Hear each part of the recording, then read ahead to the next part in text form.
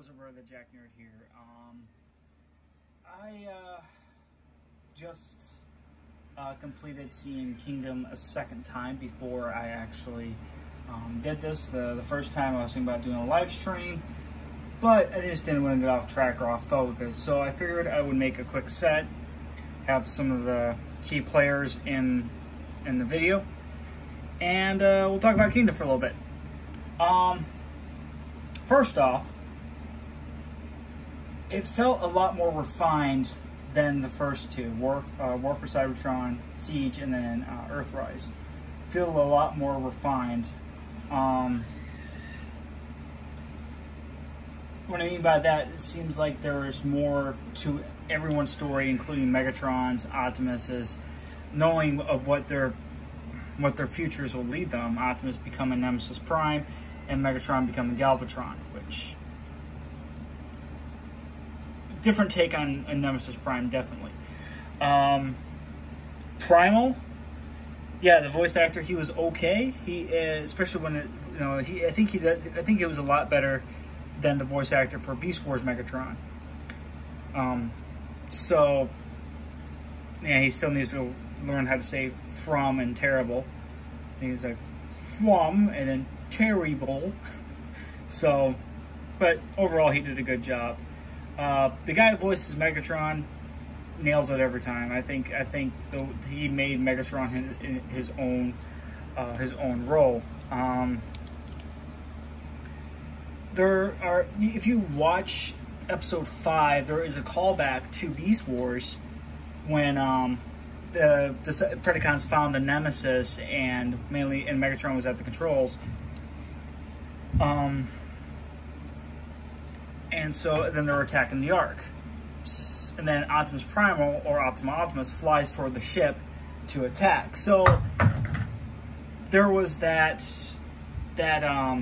reflection of that one episode from season 3 that they kind of put in this season, because you could tell that was a callback. I picked it up right away, even though D1 Megatron was at the controls with Predacon Megatron by his side, and Primal, and then Optimus was in the Ark, and then Primal, jetted up with, and then the other Maximals joined him in the assault. The voice actor for Dinobot, he did an alright job. I would have much preferred a little more Gur, but he definitely made the character his own. He actually felt like he went a little bit of a different direction, but at the same time, he did a really good job, I thought. I mean, and of course he dies. Dinobot dies again. Man, can that guy just stay alive for like an entire series or something? But he wasn't really dead when he was just kind of a ghost, or the spark of Dinobot before he joined the Matrix. Ares and Black Arachnia, they both look good. Hashtag masterpiece Airazor. I'm not even kidding.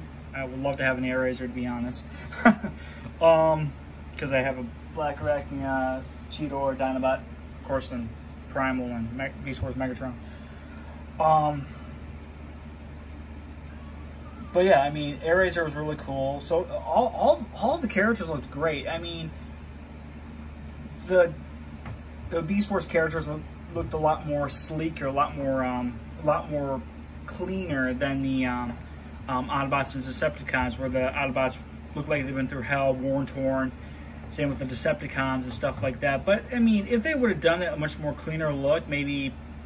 But I mean, I guess that's what you call the marks and scars of war. But I mean, I really liked how the Predacons and Maximals looked. And it's funny that bringing two different generations and series together collided was something else.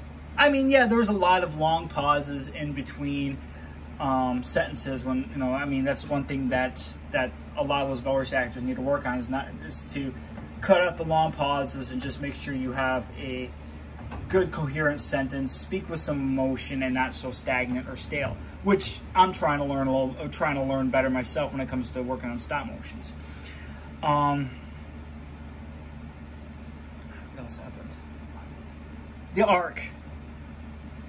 Of course, it's funny that Hasbro had a huge leading up with when you first see that Arc Transformer, and it actually happens in the series.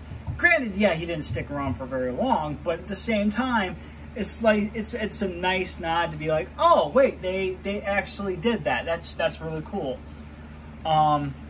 So that was something else. When I first saw it, I'm like, wait, what? They did it. They fucking did it. That was something else. You know, it really sucks that Elita 1 perished. I don't know if she perished. Yeah, she obviously perished with Jetfire, Red Alert, and some of the other Autobots and Decepticons on Cybertron in Earthrise. But knowing how much that, you know, Elita followed Optimus even in death, you know, still astonishes me. I mean, if it was Peter Cullen voicing that role, you could probably, you know, tell the deep emotion and impact, because in G1 where, you know, they never really touched that relationship between Elita 1 and Optimus. And it was interesting how they did it in this, including starting from Siege all the way to Kingdom.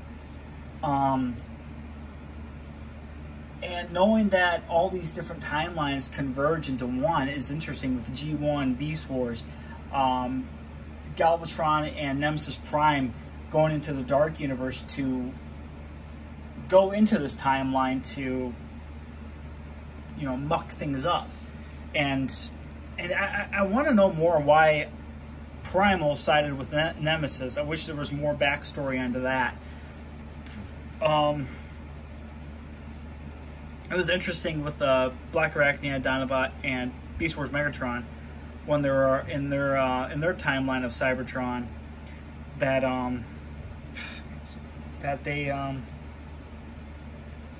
they were doing their own thing, and they were stealing the golden disc.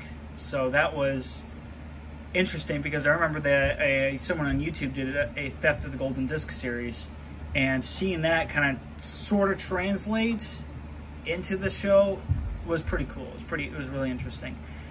And another thing is that granted, yeah, he's a little out of scale, and so is he, but everything kept the same size. You know, Primal and Optimus were the same size. Same with Megatron and Megatron.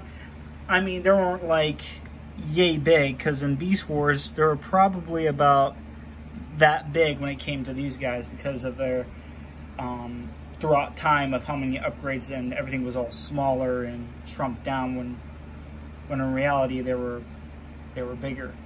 So you're talking maybe actual ape size versus actual Tyrannosaurus Rex size, and etc. You know, translating that into the original Beast Wars series. But I mean, overall, I really enjoyed it. I really liked it. It feels like they left it open for another season, because to me, that ending scene with Unicron, either reformatting or devouring Galvatron and Nemesis Prime, it feels like it opens a possibility of a 4th season. What would they call it? I don't know.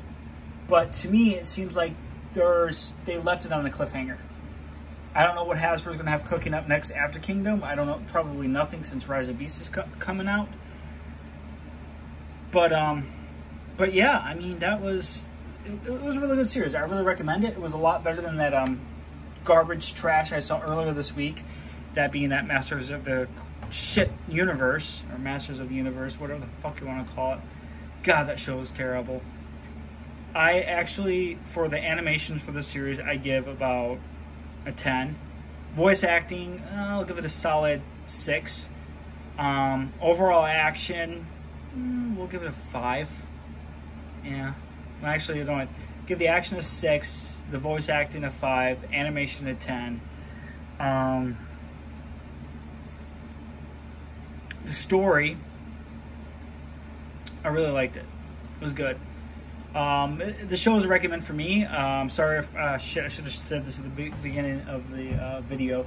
There are spoilers in this video. Fuck, I should have said that. But yeah, I mean, that's all I got to say. I don't know if there's really anything comedic wise I could do for material material for spoofs. Maybe with Primal and Optimus teaching Primal how to properly speak. Megatron to Megatron, and G1 Megatron being sick of having Beast Wars Megatron have his name or something like that. I don't know. But, I mean, overall, it was a good show. It was a good series. You could tell there was a lot of improvements made throughout the series. And I liked it. I mean, for Transformers... For Transformers media right now, I mean, I think it's pretty good. I mean, I probably will definitely watch all 3 seasons again, just for shits and giggles. But yeah. Well, anyways, I just want to say a quick shout out and thank you to all the new subscribers that have subscribed to the channel. I sure appreciate it, and I hope you guys have a good day and an excellent weekend. I might work on a stop motion tonight. I don't know yet. Fuck, I don't know. Maybe something will pop up. Who knows? Well, this is the Jack Nerd signing out.